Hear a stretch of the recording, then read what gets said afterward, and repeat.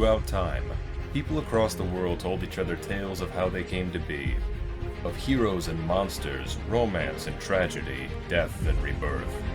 Mythology helped shape the ancient world, explaining the unexplainable. This is Mythology Unleashed.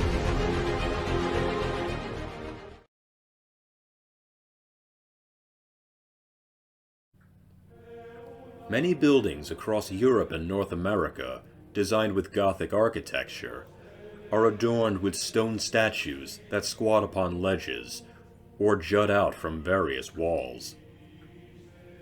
These creatures are referred to as gargoyles, and they come in a variety of shapes and sizes. No two gargoyles are exactly alike. Some are carved with demonic features or man-like expressions. Some are carved as animals, some as chimeras featuring many distinct, even frightening features of horns, beaks, wings, and bizarre appendages. The purpose of the gargoyle is twofold. First, their design and placement function as waterspouts to divert falling rain away from age-old buildings, so that the water will not erode the mortars or stain the stones. And secondly, it is said that the presence of the gargoyles protects against evil. Their haunting, garish faces frightening away criminals and demons alike. But superstition of medieval Europe would enhance these stone-carved waterspouts to mythical proportions. Some say that gargoyles come to life when the sun goes down and the common folk are asleep, and they patrol the night looking for evildoers. However, there are those who say that some gargoyles will simply attack any unwary traveler for the sport of it. They roll and tumble across the rooftops, or glide upon the wind with massive bat-like wings. A thrilling and chilling tale. But where did the legends of gargoyles originate? How did artistic waterspouts develop into the fictional creatures that we know today?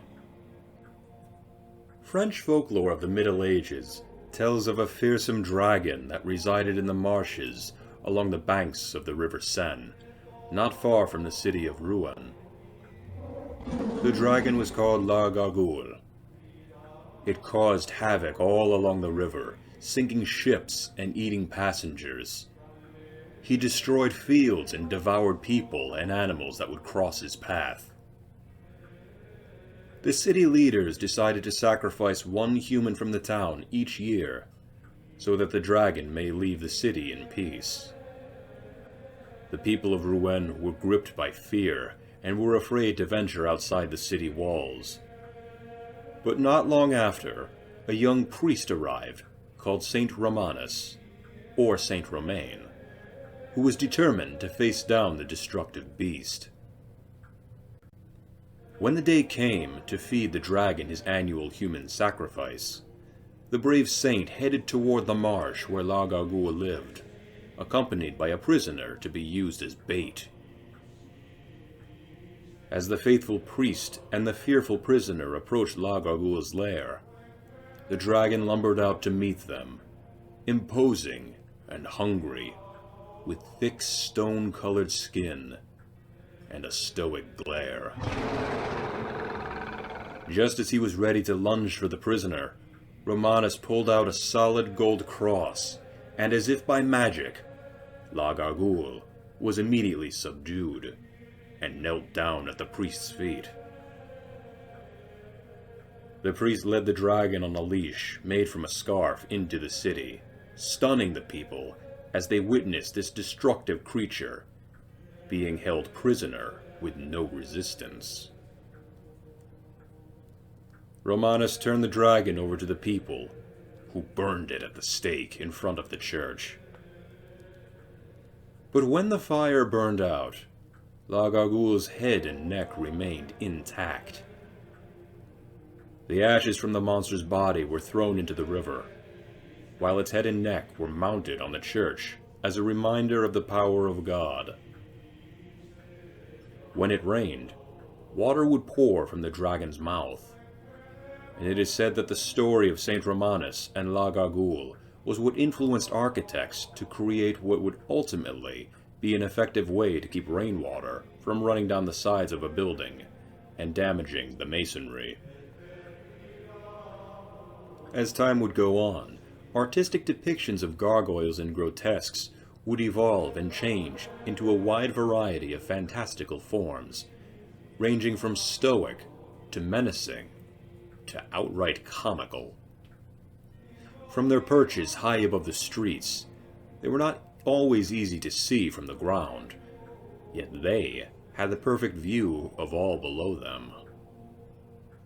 Perhaps this realization, coupled with their monstrous appearances and soul-piercing stony gaze, led to the idea that these creatures could truly come to life and do noble deeds or terrible deeds.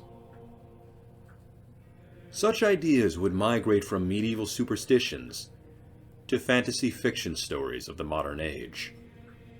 In 1932, a pulp fiction story called Maker of Gargoyles by Clark Ashton Smith was released in Weird Tales, in which a medieval stonemason unwittingly infuses his hate and lust into two gargoyles that wreak havoc upon his town, and later kill him when he attempts to destroy them.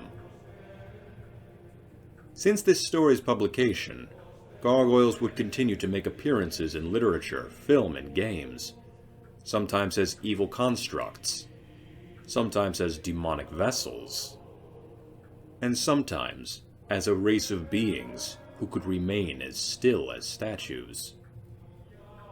But not all fictional gargoyles were portrayed as malevolent in nature. In 1994, Disney Animation released a groundbreaking television series aptly named Gargoyles, in which gargoyles are an ancient race of intelligent beings who sleep as stone by day and awaken as warriors by night. The main character Goliath and a handful of his clan are betrayed by the humans they had sworn to protect and were frozen in stone by a magic spell. 1,000 years later, after a transfer to New York City, the spell was broken, and the gargoyles would serve as protectors of the city, hearkening back to the age-old traditions of gargoyles warding off evil. Peering down from rooftops with their haunting, sometimes humorous expressions, gargoyles have endured for centuries as architectural necessities directing rainwater away from age-old buildings, or as others speculate, warding off evil to protect the cathedrals, churches, and homes where they were perched. The legends of gargoyles are rooted in medieval folklore of dragons, leading to unique and stunning architecture that in turn breathed life into a powerful and distinct creature of modern-day lore. So if you ever pass by an old building adorned with intricately carved statues and nigh demonic-looking waterspouts, be wary. You may be in the presence of a potential friend or a potential enemy. But whatever you do, try not to blink.